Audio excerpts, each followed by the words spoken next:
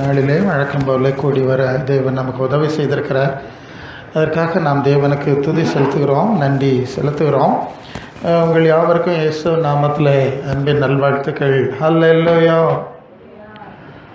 கவலைகள், பாரங்கள் யாவற்றையும் அவருடைய பாதத்தில் வைத்து விடுங்கள் என்ற ஒரு காரியத்தை ஆவியானவர் நம்மோடு பேசிக்கொண்டிருந்தார்.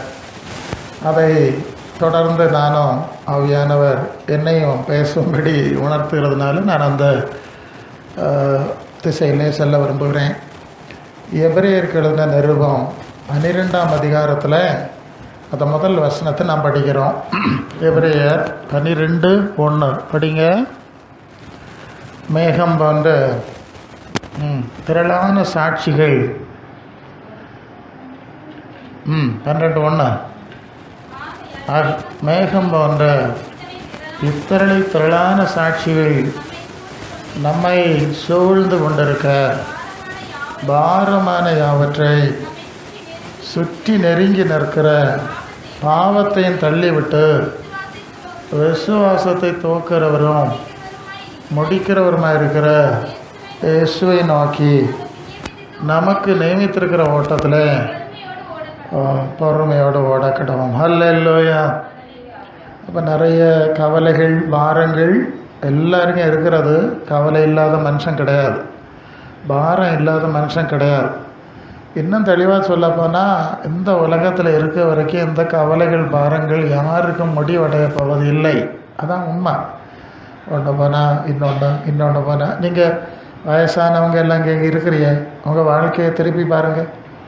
எத்தனையோ கவலை, ஒன்று போனால் ஒன்று, இன்னொன்று போனால் இன்னொன்று என்கிற ரீதியில் தான் இந்த வாழ்க்கை போய்கொண்டிருக்கிறது என்பதுதான் உண்மை. ஆகவே இங்கே பொய் சொல்ல முடியாது.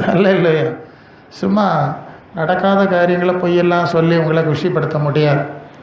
உண்மை அதுதான். வெளிப்படுத்தின விசேஷம் 14ஆம் அதிகாரம் 13ஆம் வசனத்தில் வெளிப்படுத்தல் 14:13 சொல்லுகிறது, கர்த்தருக்குள் மரிக்கிறவர்கள் பாக்கியவான்கள் என்று எழுது, அவர்கள் தங்கள் பிரயாசங்களை விட்டு இளைப்பாறுவார்கள். அப்போது இளைப்பாறுதல் எங்கே கிடைக்கிறது என்று சொன்னால், கர்த்தருக்குள் வாழ்ந்து உண்மையில் கர்த்தருக்குள் மரிக்கும்போது தான் உண்மையான இளைப்பாறுதல் கிடைக்கிறது. இந்த சத்தியங்களை நீங்கள் மனசிலே உறுதியாக பதித்து கொள்ள வேண்டும். எந்த அளவு சத்தியத்தை உறுதியாக உங்கள் மனசிலே பதித்து கொள்ளுகிறீர்களோ அந்த சத்தியம் உங்களுடைய ஆத்துமாக்களுக்கு விடுதலையை கொடுக்கிறார். ஹல்லேலூயா.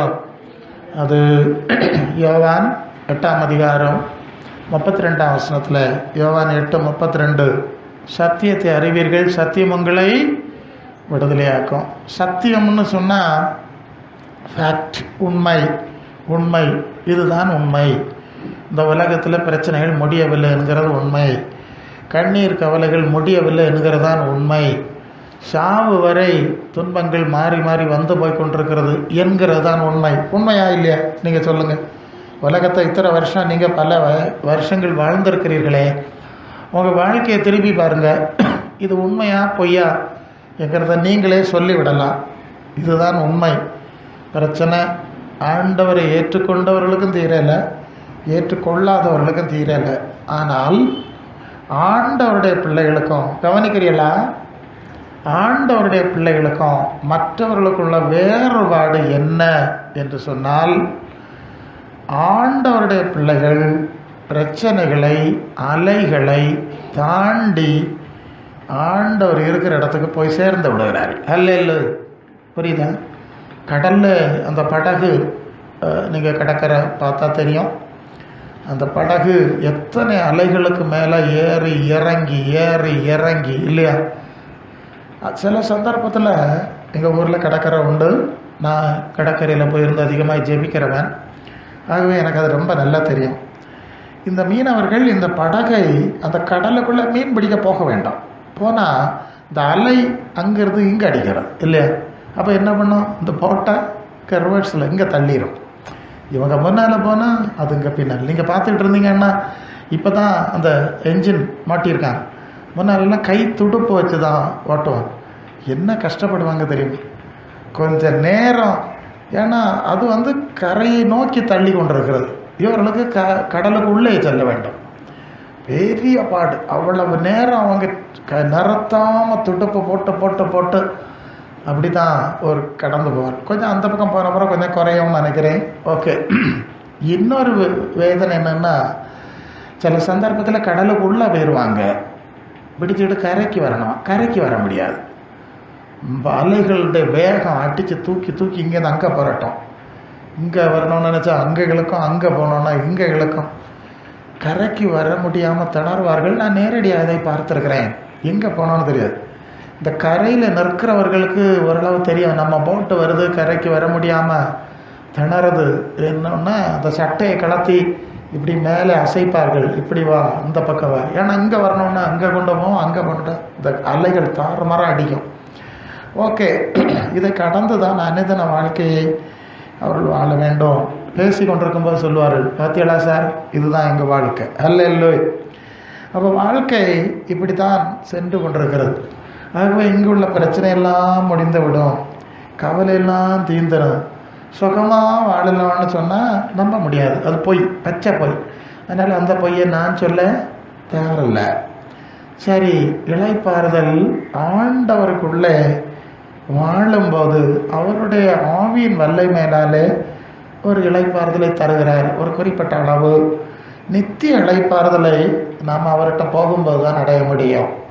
அதனால தான் யோவான் 14:2 ஒரு ஸ்தலத்தை உங்களுக்காய் ஆயத்தம் பண்ணிகிட்டு இருக்கிறேன். அது இளைப்பாறுதலின் ஸ்தலம், தேசம்.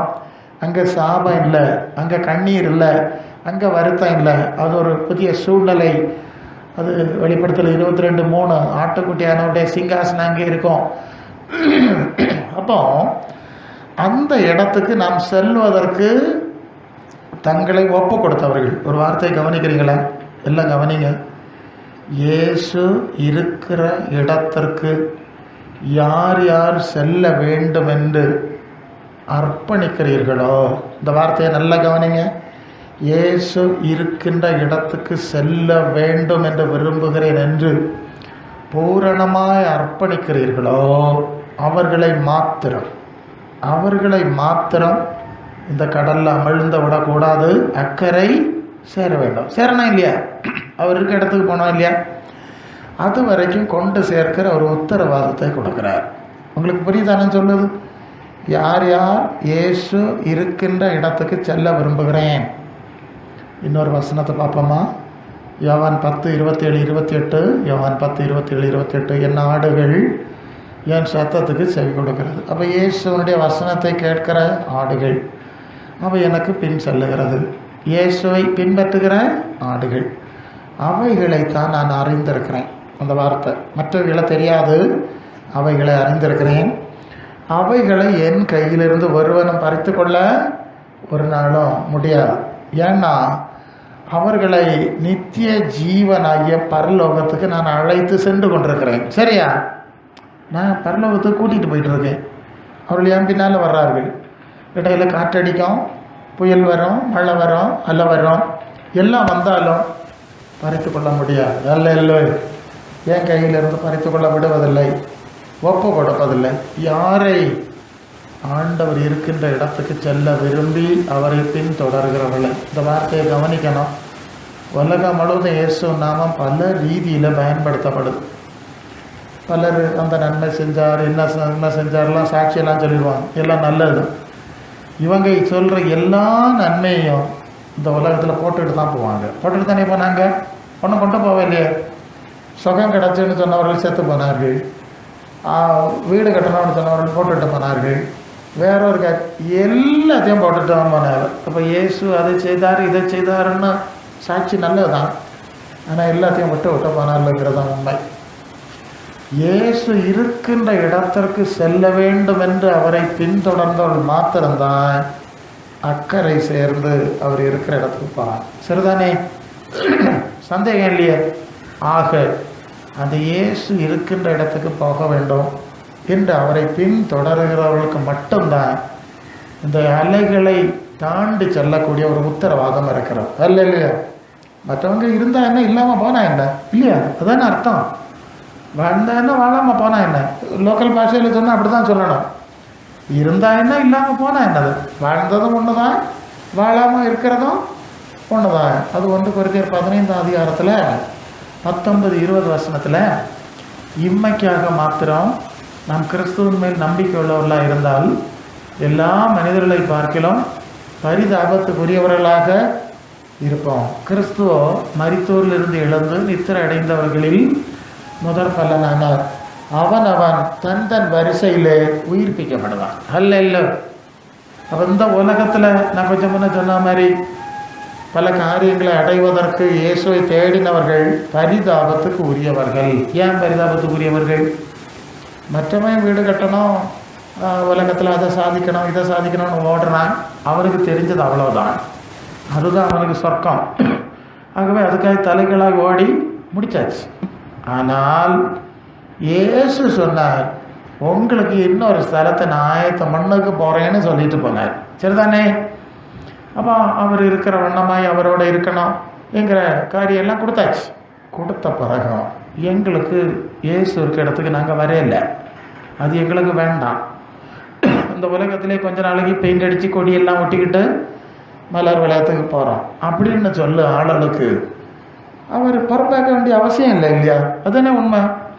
சொல்லுங்கள், நீங்களே சொல்லுங்கள், இது உங்களுக்கு பொறுப்பாக்கணுமா? 6 100 உங்களை போட்டு இப்படி பொறுப்பெடுக்க வேண்டிய அவசியம் என்ன? இதுதான் பிரச்சனை அல்ல இல்லையா? ஒரு வசனம் உண்டு இல்லையா, பிள்ளைகளின் அப்பத்தை எடுத்து நாய்க்குட்டிகளுக்கு போடுகிறது நல்லதல்ல. அந்த ஒரு கானானிய ஸ்திரீ இயேசுட்ட தனக்கு மகளுக்கு வியாதிக்காய் ஜபிச்ச போது அவர் சொன்ன வார்த்தை, அதனுடைய பொருள் என்னது? எனக்கு பிள்ளைகளை நான் பரலோகத்துக்கு கூட்டிகிட்டு போகிறேன், அவர்கள் என் பின்னாலே வருகிறார்கள், அவர்களுக்கு வேண்டிய காரியெல்லாம் புறப்படுத்தி எப்படியாவது நான் இருக்க இடத்துக்கு கொண்டு சேர்க்கணும், அதனால் உயிரோட வச்சணும். மற்ற ஆளுகளை வைக்கணும்னு என்ன ஆத்திரம் அது மத்தேயு 15:26 படிக்கிறோம்.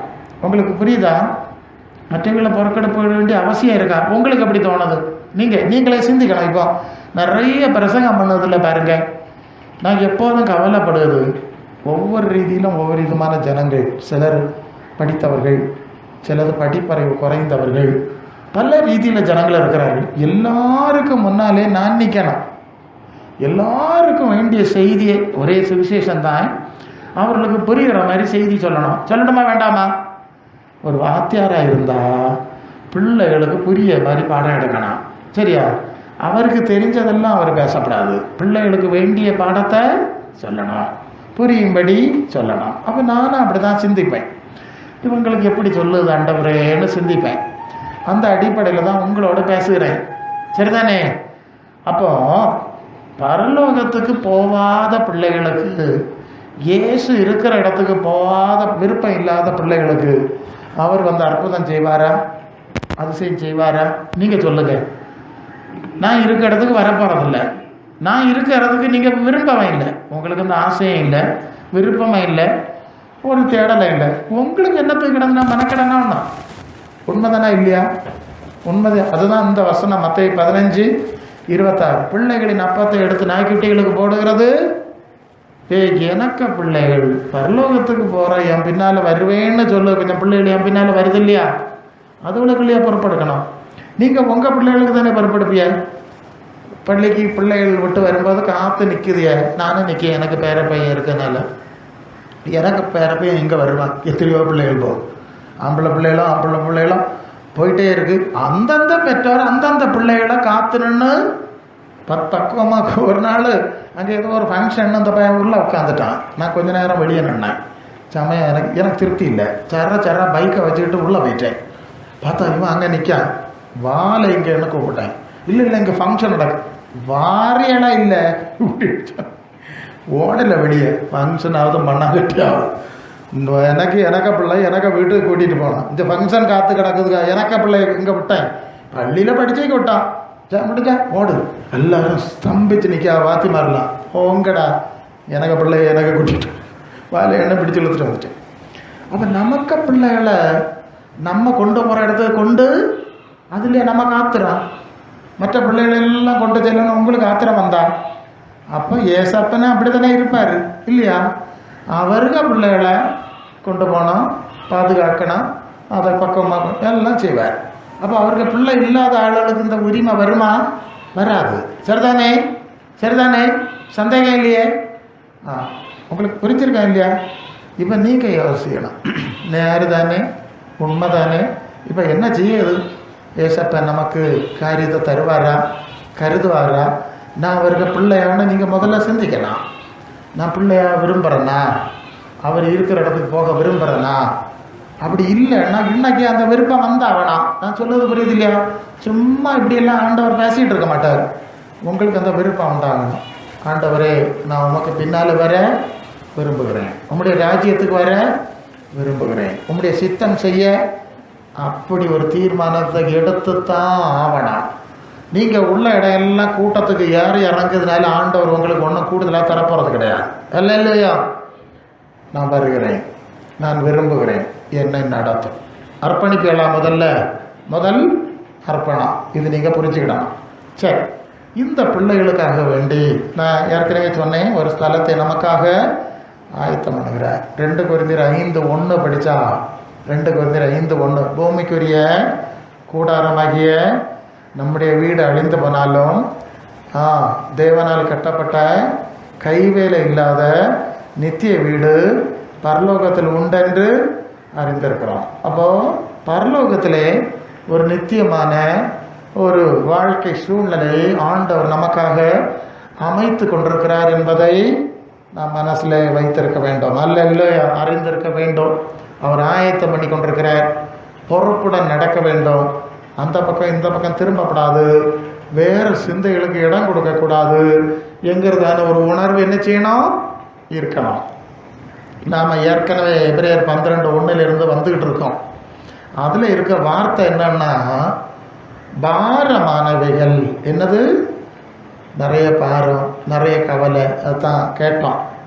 நிறைய பாறை இருக்குது. இந்த பாரத்தை சுமந்துக்கிட்டு பரலோகத்துக்கு போக முடியாது. சரிதானே? இந்த பாரத்தை சுமந்தவையெல்லாம் சுமந்து சுமக்க முடியாமல் கழுத்து குன்னி எல்லாரும் செத்து நாங்கள் இந்த போகிற வெளியில் பார்த்துட்டு போங்க, மண்ணில் வச்சிரு. எல்லாரும் நிறைய பாரம் சுமந்த ஆளுகளாக்கும். அல்ல இல்லையா? ஆமாம். உலக பாரங்கள், வாழ்க்கை பாறை எல்லாம் சுமந்த ஆளுகளாக்கம் போயிருக்காவ. ஒருத்தரும் பாரத்தை இறக்கி வைக்க முடியாமலே பாரம் சுமக்க முடியாமல் உடஞ்சி வந்துட்டு ஒரு அளவு தானே தாங்கும். அப்புறம் என்ன செய்யும்? குடிஞ்சு விடலாம். இது மாதிரி உடஞ்சி தான் எல்லாரும் போயிருக்காவ. அதனால தான் ஆண்டோடைய வார்த்தை சொல்லுது, இந்த மாதிரிப்பட்ட பாரத்தை எல்லாம் தள்ளி விட்டு ஓடும். அல்ல இல்லையா? அது ஆண்டவர்கிட்ட கேட்கணும், இந்த பாறை எல்லாம் எனக்கு வேண்டாம், எனக்கு பரலோகத்துக்கு போகிறக்குள்ள பாறை மட்டும் போதும், வீணான பாறை சுமக்க என்னத்துக்கு? அல்ல இல்லையா? இது மண்ணுக்கு போகிற பாரம். இதை போட்டு சுமந்து இப்படி மண்ணுக்கு போகிறத விட எனக்கு பரலோகத்துக்கு போனோம். எங்கே போனோம்?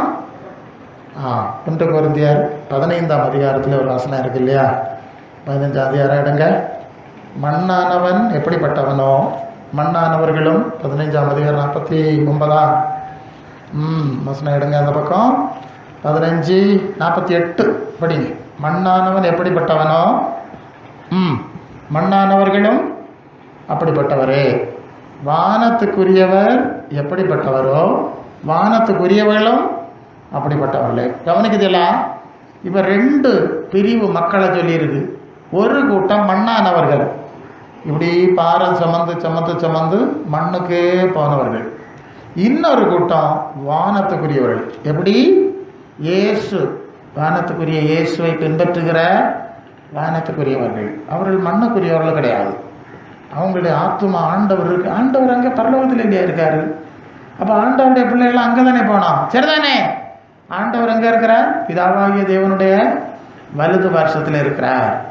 அப்படின்னா நீங்கள் வெளிப்படுத்தின விசேஷம் 3ஆம் அதிகாரம் 21 நான் ஜெயங்கொண்டு பிதாவாகிய தேவனுடைய சிங்காசனத்திலே அவரோடு கூட வீற்றிருக்கிறது போல ஜெயங்கொள்ளுகிறவன் எவனோ அவனையும் நான் இருக்கிற இடத்துல என்னுடைய சிங்காசனத்தில் என்னோட கூட வீற்றிருக்க பண்ணுவேன். சரிதானே? உட்காரும்படி செய்வேன். சரிதானே? அப்போ இயேசு எங்கே இருக்கிறார்? பரலோகத்தில் இருக்கிறார். அவர் சொல்லுவார், என்னை பின்பற்றுகிறவர்களையும் நான் இருக்கிற இடத்துல கொண்டு போய் வைப்பேன்.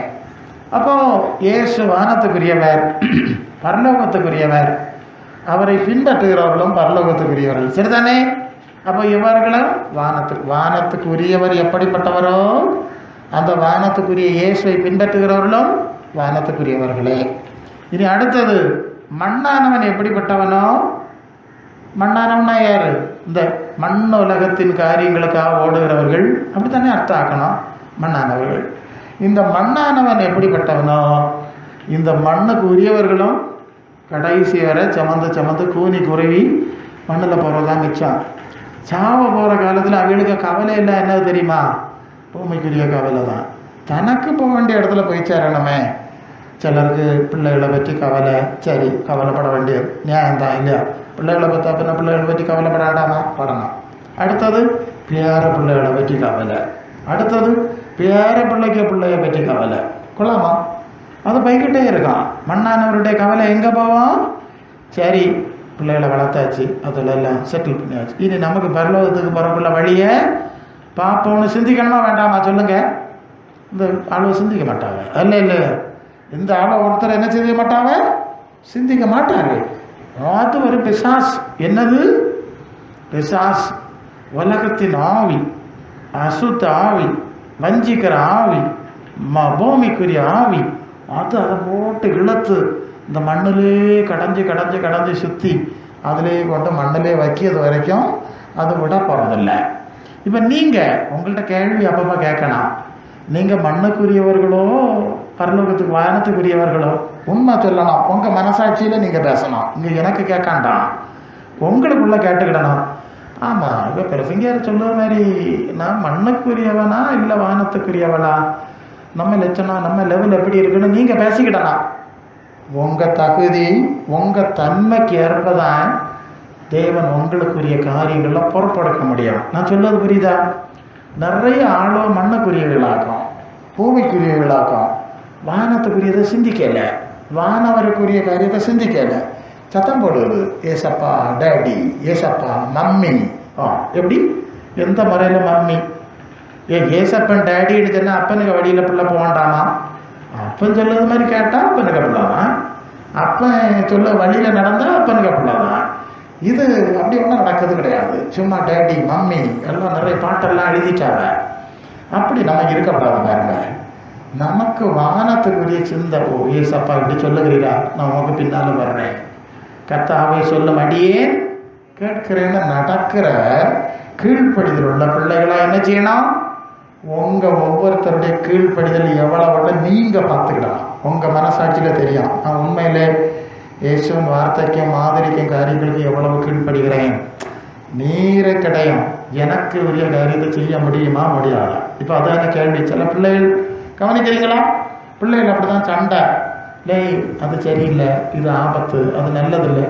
ஒரு வார்த்தை பேசிடக்கூடாது. ஒரு வார்த்தை நான் கேட்டது தர முடியுமா முடியாதா? இப்போ அதுதான் கேள்வி.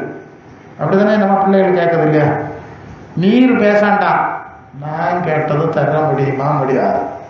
இந்த லட்சணத்திலேயாக ஆண்டவர்கிட்ட பேசிக்கிறது. நீர் ஒத்த வார்த்தை பேசிடக்கூடாது, நான் கேட்டது தர முடியுமா முடியாதா? நடக்குமா? நீங்கள் யோசித்து பாருங்க. நம்ம பெற்றவருக்கு கொஞ்சம் பயலுக்கு கொடுக்கலன்னா என்ன தேவை செய்திருவாங்க, அதெல்லாம் கொடுத்துருவாங்க. ஆண்டவருக்கு அந்த பயமெல்லாம் கிடையாது. அவர் நம்ம படைச்சவர் இல்லையா? அவருக்கு அந்த ஒன்றை போல இத்திரத்தை மண்ணில் வச்சு அதை போனான்னு சொல்லுவார். இல்லையா?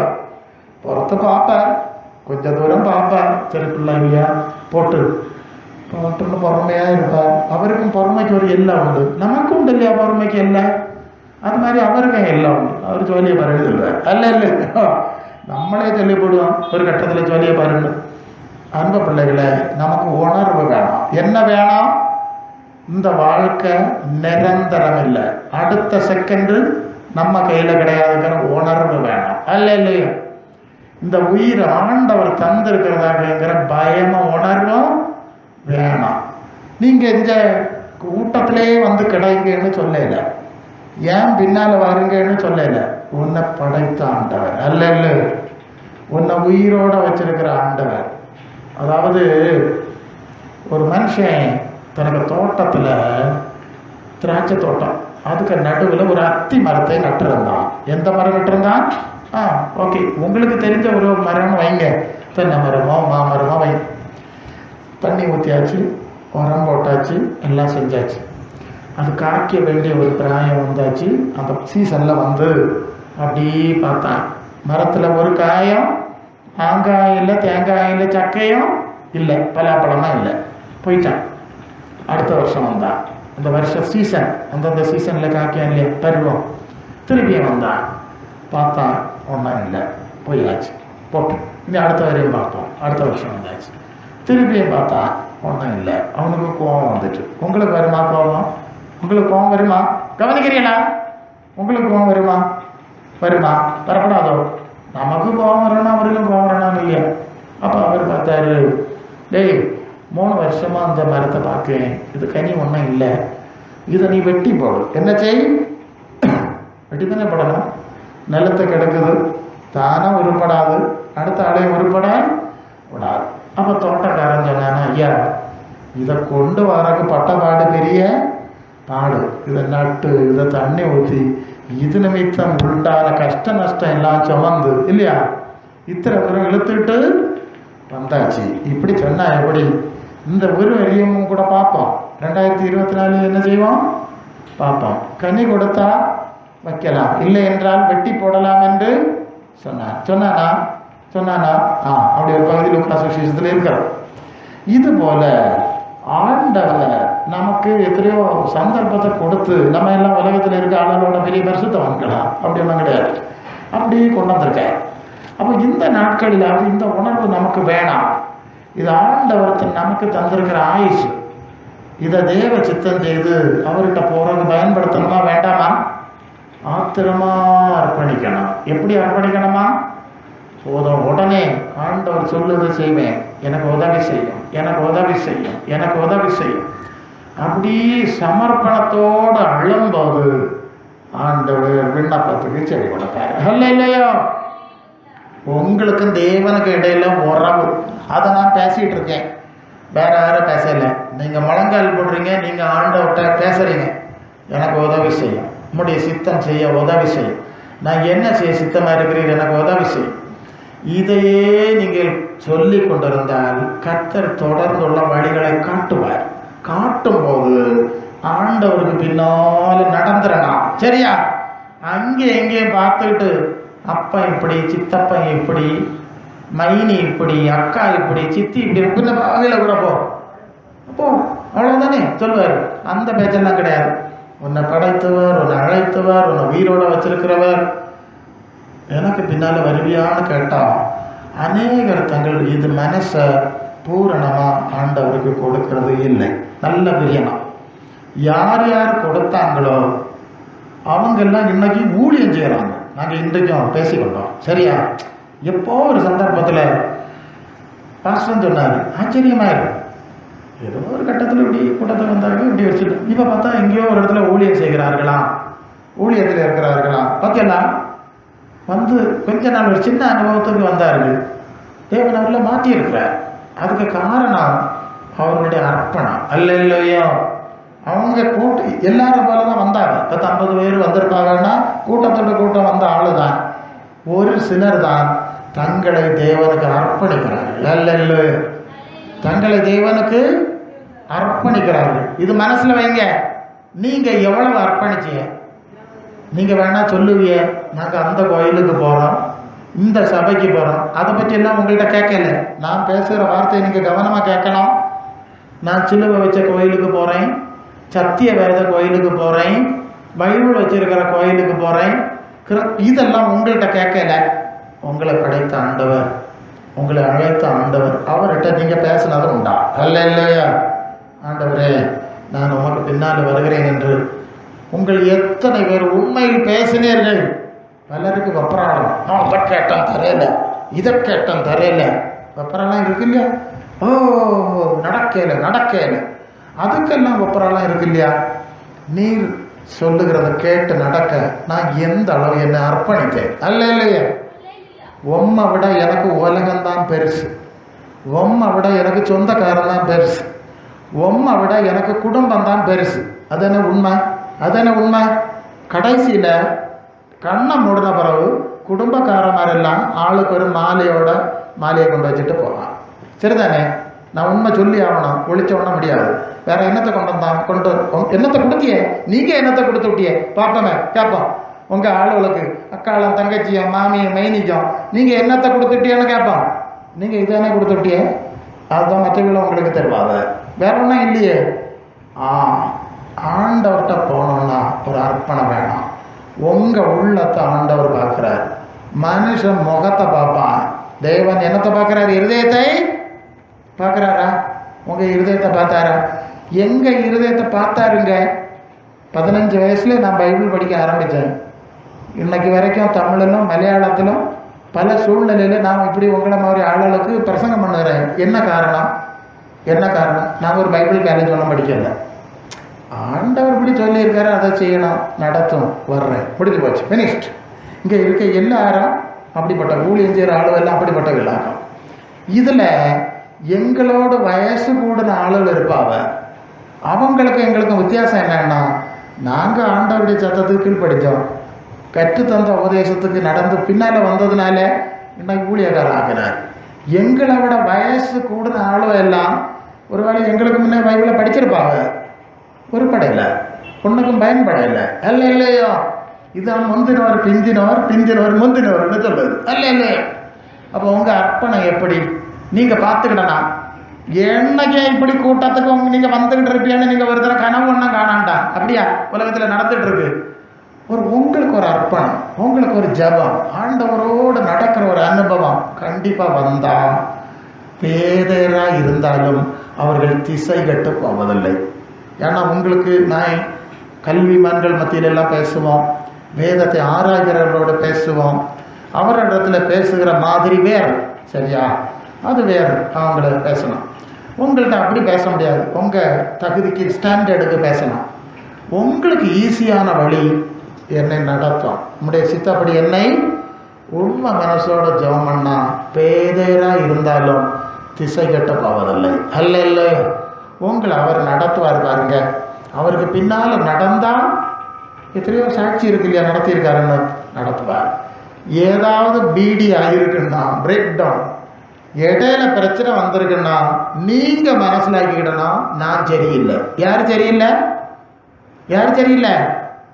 பிரசங்கர் சரியில்லையா? ஆமாம், சில ஆளுவையெல்லாம் சில கூட்டங்களுக்கு போவாங்க, அவங்க நல்ல விஷயம்லாம் பேசுவாங்க, ஒன்றும் கேட்கறது கிடையாது. அப்புறம் கடைசியில் இவங்க நினைச்சது ஒன்றும் நடக்காது. அப்துல் கலாம் மாதிரி கனவு கண்டுகிட்டே நடக்காது. அப்புறம் சொல்லுவது பிரசங்கி வேவையெல்லாம் கள்ள வேலை, இவ யோக்கியம், பிரசங்கி வேவையெல்லாம் கள்ள வேலை. நான் சொல்லுவேன், பிரசங்கி மரம் குறையிறது இல்லைன்னு சொல்லல. ஏசுநாதர் நல்லவர் தானே, அவருக்கு பின்னால் நீ போயிருக்கலாம் இல்லையா? ஏன் போகல? அல்ல இல்லையா, ஆண்டவருக்கு பின்னால் நீ போயிருக்கலாமே, ஏன் அவரை விட்டு போனான்னா கேள்வி. பிரசங்கி அவரை விட்டு போனீங்கிறது ஒரு பிரச்சனை இல்லை, போட்டு நாங்கள் எல்லாம் குறையில்லை. ஆண்டவரை விட்டு ஏன் போனீர்கள், அதுக்கு என்ன நியாயம் உண்டு அப்படின்னு நாங்கள் கேட்போம். சரிதானே? மனசில் வைக்கணும், ஆண்டவரோட நடக்க நீங்கள் ஒப்பு கொடுத்தாகணும். நீங்கள் ஒப்பு கொடுத்தா அவர் தம்முடைய வல்லமை ஆவியினாலே உங்களை நிரப்புவார். அடுத்த ஸ்டேஜ் சொல்லு, சரியா? இது பெரிய படிப்பறிவினால, கல்வி அறிவு, வேத அறிவில் வர்றது கிடையாதுங்க. மனசை ஒப்பு கொடுங்க. மனசை ஆண்டவர் அந்த நாட்கள் எல்லாம் கல்வி அறிவில்லாத பேதுரு, யோவான் என்ன சொல்றாங்க? இவர்கள் பேதமை உள்ளவர்கள் அல்லவா, கல்வி அறிவில்லாதவர்கள் அல்லவா. இதெல்லாம் எங்கேருந்து வந்து அவர்கள் மூலம் இல்லையா அந்த சுவிசேஷம் இதுவரை வந்திருக்கு, கல்விமான்கள் மூலம் வரையிலேயே. ஆனால் உங்களுக்கு மட்டும் அப்போ ஆண்டவர் பட்சபாதம் உள்ளவரா? அப்படி கிடையாது. அர்ப்பணம் முக்கியம் பாருங்க. நான் பேதையாக்கும், எனக்கு தெரியாது, எனக்கு சொல்லித்தாரும், என்ன நடத்தும். இவ்வளவும் பேச தெரியாதா? இவ்வளவும் கேட்க தெரியாதா? கேட்டு நடந்திருந்தா அவர் கண்டிப்பாக நடத்தியிருப்பார். பீடி ஆகுதுன்னா நான் சரியில்லைன்னு நீங்கள் நினச்சிக்கிடணும். சரிதானே? கர்த்தர் ஒன்றும் சரியில்லை, நீங்கள் தான் சரியில்லை. ஒரு உதாரணம் முன்னால் வருது, சொல்லுகிறேன். இந்திய விண்வெளி ஆராய்ச்சி நிறுவனம்னு ஒன்று இருக்குது. அவங்க தான் ராக்கெட் எல்லாம் விடுறாங்க இல்லையா, ராக்கெட் எல்லாம் விட்டு சேட்டலைட்ஸ் எல்லாம் விடுறாங்கல்ல. அந்த நிறுவனத்துக்கு ஒரு தலைவர் இருப்பார். கொஞ்ச காலத்தில் மாறி மாறி வருவாங்க. ஒரு தலைவர் இருந்தார். அந்த தலைவர் இருந்த காலத்தில் நல்ல கவனிங்க, ஒரு ராக்கெட் விட்டாங்க. ராக்கெட்டு ஏதோ ஒரு சின்ன பிரச்சனையாகி கடலில் விழுந்துட்டு. எங்கே விழுந்துட்டு? கடலில். கோடிக்கணக்கான ரூபா நஷ்டம் இல்லையா? கடலில் விழுந்துட்டு. அப்போ செய்தியாளர்கள் எல்லாம் அந்த இஸ்ரோவுடைய விண்வெளி ஆராய்ச்சி மையத்துடைய தலைவர் அவர்கிட்ட பேட்டி கெடுத்தாங்க. இப்படி இந்த ராக்கெட்டு கடலில் விழுந்துட்டுதே, இதுக்கு யார் காரணம்? யார் கேள்வி புரிஞ்சா அவங்களுக்கு? இந்த ராக்கெட் இப்படி விழுந்ததே, இதுக்கு யார் காரணம்? அப்போ அவர் என்ன சொல்லியிருக்கணும்? நாங்கள் எங்களுடைய சிஸ்டம் ரிப்போர்ட்ஸ் எல்லாம் பார்த்தோம், இந்த பகுதியில் தான் இந்த பிரச்சனைனால தான் அது கடலில் விழுந்தது. அந்த பகுதியை உருவாக்கின என்ஜினியர்கள் இருந்தாங்க இல்லையா, அந்த வேலை செஞ்சவங்க, அவங்க தான் தப்பு பண்ணிட்டாங்க. அவங்க அதை ரொம்ப கரெக்டாக பண்ணலை. அதில் ஏதோ இந்த இடத்துல ஒரு மைனர் வித்தியாசம் இருக்குது. அதனால் அந்த துறை தான் இதற்கு பொறுப்பு என்று சொல்லியிருக்கணுமா வேண்டாமா? அதான் உண்மை. பிரச்சனை வந்துட்டுன்னா இது அந்த துறை பொறுப்பு, இது இந்த துறை பொறுப்புங்கிறது தான் உண்மை, நிதர்சனம். அவர் நினச்சா சொல்லியிருக்கலாம். ஆனால் அவங்க ரிப்போர்ட்டில் தெரியும் எந்த இடத்துல பிரச்சனை வந்ததுங்கிறது. அது தனி சிஸ்டம். அவர் என்ன சொன்னார் தெரியுமா? கவனிக்கிறீங்களா? நான் தான் காரணம். யார்? அவருக்கு சம்பந்தம் இல்லை, அவர் தலைவர், அவர் எங்கேயோ இருப்பார். இந்த ராக்கெட்டுக்கு ஒவ்வொரு பகுதியும் இந்தியா முழுசும் பல இடங்களில் உண்டாக்கப்படுவது, ஒரு இடத்துல கொண்டு அசம்பிள் பண்ணுவாங்க. சரியா? அவர் என்ன சொன்னார்? நான் தான் ஒரு மனுஷன், ஒரு பெரிய துறையிடத்தில் நான் தான் இருக்க காரணம், நான் தான் ரெஸ்பான்சிபிள். அப்போ நம்முடைய வாழ்க்கையில் வர்ற தோல்விக்கு நாம தான் காரணம். சரிதானே? என்னைக்கு இதை ஏற்றுக்கொண்டு நான் தான் காரணம், நான் சரியில்லை, என்னை சரிப்படுத்தும், நான் ஒப்பு கொடுக்குறேன், என்னை நடத்தணும்னு வாதறந்து அழணும். என்ன செய்யணும்? அப்படி அழுதா கர்த்தர் கரத்தில் எடுத்து வாழ்க்கையில் மாற்றங்களை உண்டாக்குவார். இல்லாமல் நீர் போகிற வழியில் நீர் போவோம், நாங்கள் போகிற வழியில் நாங்கள் போவோம், ஆத்திரத்துக்கு மம்மி டேடின்னு பாட்டு பாடிட்டு வருவோம்னு சொன்னால் காரியம் நடக்குமா? ஒன்றும் நடக்காது. ஒரு இடம் ஓடாண்டம்.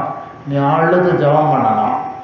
தேவன் தம்முடைய ஆவியினாலே உங்களை நிரப்புவார். அல்ல, பரலோகத்தின் ஆவியினாலே நிரப்பும் போது அந்த ஆவியானவர் ஞானத்தை கொடுக்குறார், அந்த ஆவியானவர் விடுதலையை கொடுக்குறார், அந்த ஆவியானவர் பல வல்லமையான காரியங்களை செய்வதற்கு அதிகாரப்படுத்துகிறார்.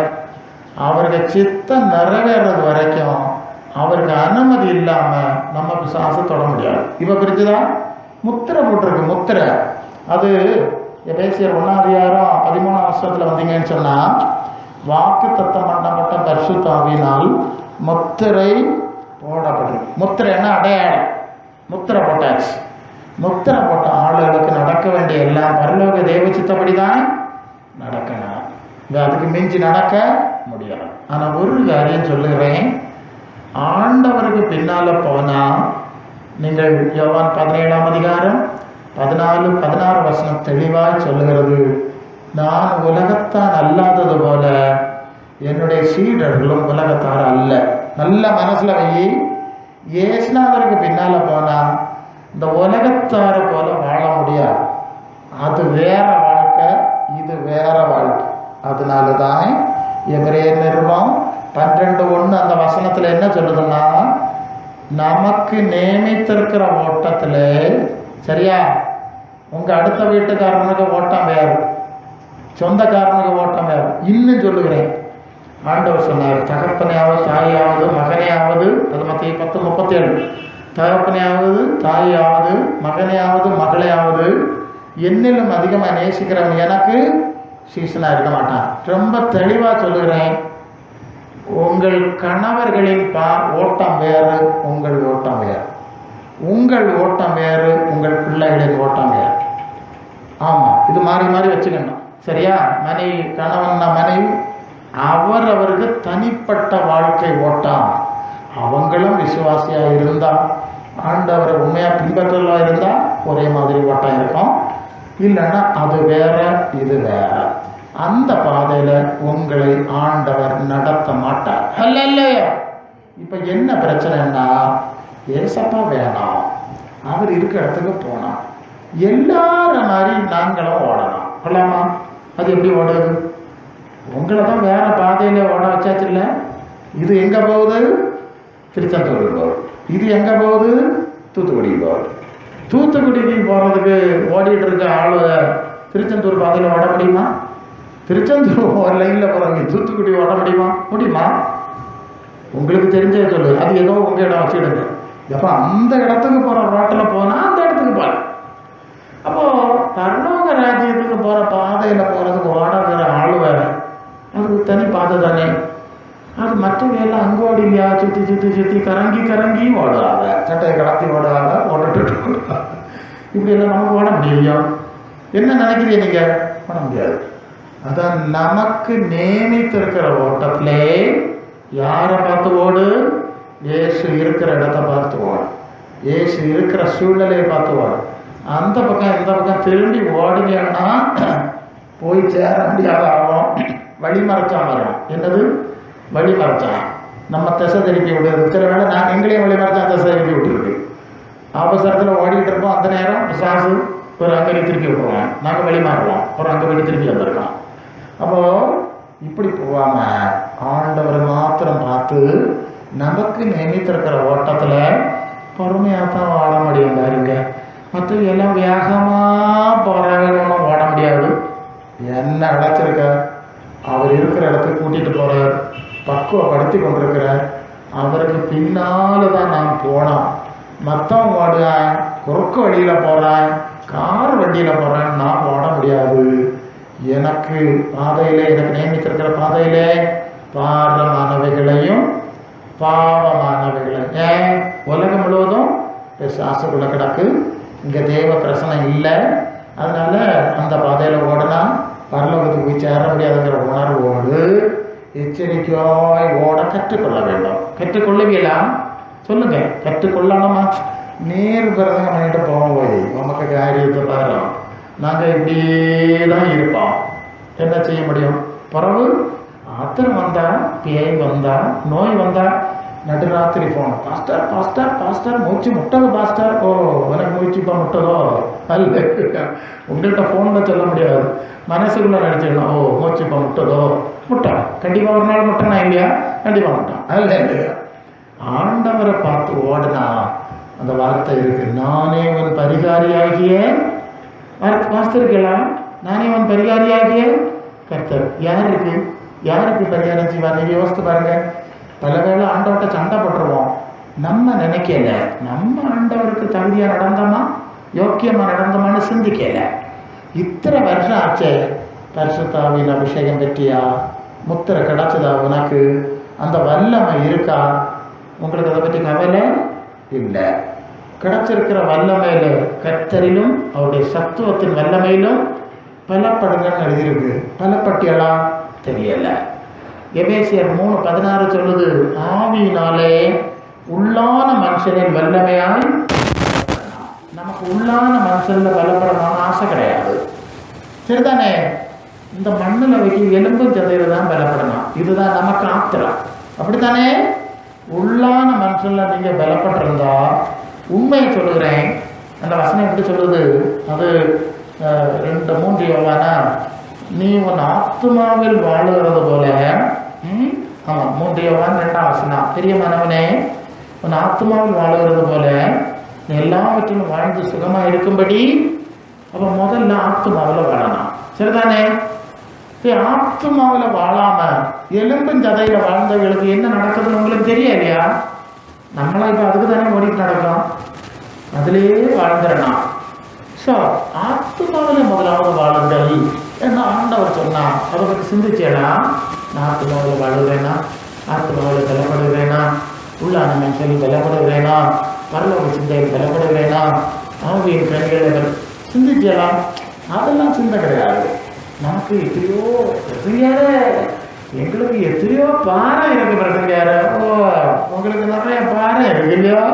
மண்ணில் கொண்டு வைக்க பாறை, பரலோகத்துக்கு கொண்டு போகிற பாறை வரையிலேயே, நித்திய ஜீவனுக்குரிய பாறை வரையிலே. ஜனங்களுக்கு மனநிலையை சொல்லிட்டு இருக்கேன். பிறகு எல்லாருக்கும் சொர்க்கத்துக்கு போனான். இயேசுநாதருடைய வலது பக்கம் ஒரு ஆள் இருக்கணும், இடது பக்கம் ஒரு ஆள் இருக்கணும். ஆசை எல்லாம் இருக்கு பாருங்க. பிரயாசம் எல்லாம் மண்ணுக்கும் உலகத்துக்கும் சாத்தானுக்கும் தனக்கு தோணுற வழி. ஆசை இது பிரயாசம்.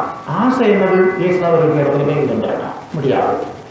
இயேசு இருக்கிற இடத்துக்கு போனோம்னா அவர் நடந்தபடியே காண நடக்கணும். 1 யோவான் 2:6 அவருக்குள் நிலைத்திருக்கிறேன் என்று சொல்லுகிறான். அவர் நடந்தபடியே தானும் இன்னொரு விஷயம் சொல்லிடலை, அது மத்திய 7:21 பரலோகத்தில் இருக்கிற பிதாவின் சித்தப்படி செய்கிறவன் தான் பரலோக ராஜ்யத்துக்கு வருவான். என்ன கர்த்தர் கர்த்தர் என்று ஆராதிக்கிற ஒருதனம் பரலோகத்துக்கு வரமாட்டான். அற்புதம் நடந்திருக்கு, நமக்கு அற்புதம் செஞ்சிருக்கோம், நம்ம போக முடியாது.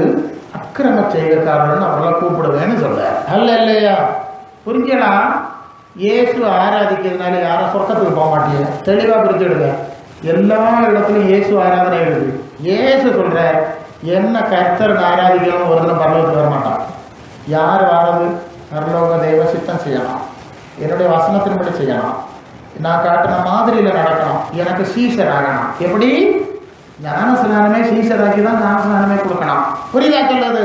தயவு செய்து இந்த கற்பனைகள் எல்லாம் தூர விட்டுட்டு இயேசு வார்த்தை மாதிரி நட்ட இருக்கா, அவர் தந்த ஆவி இருக்கா, அதிகாரம் இருக்கா, கிறிஸ்துவின் சிந்தை இருக்கா, கிறிஸ்து தேவனுடைய வலது பாசத்தில் இருக்கிற மேலானவர்களை தேடுகளை சொல்லி கொலோசியர் 3:1-2 படிக்கிறோமே, இருக்காங்க உங்களுக்கு? நீங்கள் சொல்லிட்டே நான் கேட்கலாம். நாங்கள் இயேசு ஆராதிக்க வரிய கணக்காக இயேசுவை இத்தனை வரியை இயேசு ஆராதிச்சே இல்லையா? இயேசு ஆராதிச்சிய கோயிலுக்கெல்லாம் போனீங்க. ஆனால் உங்கள் மனசை அந்த இயேசு இருக்கிற இடத்துல வைக்க முடிஞ்சுதா? முடியலையே. அதுலேயே பிரச்சனை. மனசை இயேசு இருக்கிற இடத்துல வைக்க முடியலையே. என்ன இயேசு ஆராதிச்சு என்ன பிரயோஜனம்னு கேட்டேன். உண்மையிலே உங்கள் மனசை நீங்கள் பரலோகத்தில் வச்சுருந்தா அந்த இயேசு நடந்த வரை நீங்கள் வாழ்ந்துருக்கு. இதுதான் கிறிஸ்தவ மார்க்கத்தினுடைய மோசடி. சாவரதர் ஆராதனை மனசு பரலோகத்தில் கிடையாது, பரலோக தேவனுடைய அங்கீகாரத்தில் கிடையாது. இன்னும் எப்படி இன்னும் எவ்வளவு காலம் ஓட்டியாச்சு, இவ்வளவு காலம் ஓட்டியாச்சு. இனி உள்ள காலத்தையாவது மனசை பரலோகத்தில் வச்சு ஓட்டப்படாதா, தேவ சித்தம் செய்ய ஓடப்படாதா. இந்த மண்ணுக்கு மரக்கட்டைக்கு எங்கேயாவது ஓடி மாய போகிறோம். என்னத்தை கிடச்சி உங்கள் ஆளுகளுக்கு சொந்தக்காரர்களுக்கெல்லாம் என்ன கிடச்சிதான்? என்ன கொண்டு போனாங்க? ஒரு உணர்வுள்ள ஜீவியம், பயமுள்ள ஜீவியம், விழிப்பான ஜீவியம். எந்த சூழ்நிலை இருந்தாலும் நமக்கு ஒரு உணர்வு இருக்கணும். நான் ஆண்டவர் இருக்கிற இடத்துக்கு போக அழைக்கப்பட்டிருக்கிறேன். அதுக்கு தகுதி அடைவதற்கு தான் இந்த வாழ்க்கை காலம் தவணையாய் நமக்கு கொடுக்கப்பட்டிருக்கிறது. எனக்கு அங்கேயும் எங்கேயும் திரும்புறதுக்கு நேரம் இல்லை. நீங்கள் உங்கள் வழியில் போங்க, நான் எனக்கு ஆண்டவர்கிட்ட போனோமா போண்டாமா? இந்த உணர்வு, விழிப்புணர்வு, எச்சரிக்கை, பயபக்தி இருந்தால் மட்டும்தான் ஆண்டவர் உங்கள் பேரில் அன்பு கூற முடியும். அல்ல இல்லை, ஆனால் அவர் அப்படி இல்லையா வாழ்ந்திருக்காரு. நான் உலகத்தான் அல்ல, நான் வரமாட்டேன், எனக்கு ராஜாவாக கொண்டு போனார்கள், இல்லை நான் வரமாட்டேன், அதெல்லாம் எனக்குரியதல்ல, அப்படிதான் ஓடி இருக்கிறார். நீங்கள் இந்த நாளில் உள்ள தீர்மானம் எடுத்துக்கிடலாம். ஏன்னா நான் அடிக்கடி நினைக்கிற ஒரு காரியத்தை சொல்லி முடிக்கணும். நிறைய இடத்துல பிரசங்கம் பண்ணுவேன், நான் எனக்குள்ளே நினச்சிக்கிடுவேன். எவ்வளவோ பிரசங்கம் பண்ணியிருக்கேன். யூடியூப்பில் போனால் எனக்கு ஒரு 375 மேலே பிரசங்கம் இருக்கு. நினச்சிக்கிடுவேன், இவ்வளவெல்லாம் பிரசங்கம் பண்ணணும். இந்த பிரசங்கத்தை கேட்டால் எத்தனை பேர் ஆண்டவர் இருக்க இடத்துக்கு வந்து சேருவார்கள்? ஒரு கேள்வி உண்டு இல்லையா? வேணாம் இல்லையா? கேள்வி இருக்கணும் இல்லையா? பல வேளை எனக்கு சந்தேகம், குழப்பம்தான், ஒரு நிச்சயம் இல்லை. ஏதோ இருக்காத கொஞ்ச நேரம் தலையை ஆட்டிகிட்டு இருப்பாங்க, சிலர் உறங்கி இருப்பாங்க. அப்படி எப்படி கடைசியில் ஒரு ஜோம் பண்ணி விடுறங்க பாஸ்டர்னு வந்துடுவாங்க. ஆனால் அனுபவத்தை பார்க்க முடியலை, ஆவிக்குரிய அனுபவங்களை பார்க்க முடியலை. 30 வரையும் அப்படியே சரிதானே? எத்தனை வரியமாக இயேசுநாதருக்கு பின்னால் நடக்குறிய? உங்கள் வாழ்க்கைக்கும் உலக வாழ்க்கைக்கும் வித்தியாசம் இருக்கா? இயேசுநாதர் வாழ்ந்த போல தானே வாழுதிய. நீங்கள் உங்களை நீங்கள் ஏமாற்றப்படாது. கிறிஸ்தவன்னு சொல்லி பேச்ச விட்டுருங்க. இயேசுவின் வாழ்க்கைக்கும் உங்கள் வாழ்க்கைக்கும் சம்பந்தம் இருக்கா? எத்தனை சதமானம் இருக்குங்கிறத இந்த நாளில் உனக்கு கிடைத்த இந்த நாளிலாவது சமாதானத்துக்கு ஏற்ற விலை சிந்தித்தாயானால் நல்லமா இருக்கும்னு சொல்லியிருக்கு இல்லையா? சிந்திப்பீங்களா? தாழ்த்தீங்களா? ஒப்பு கொடுக்கலா? கர்த்தர் உங்களை ஆசீர்வதிப்பாராக.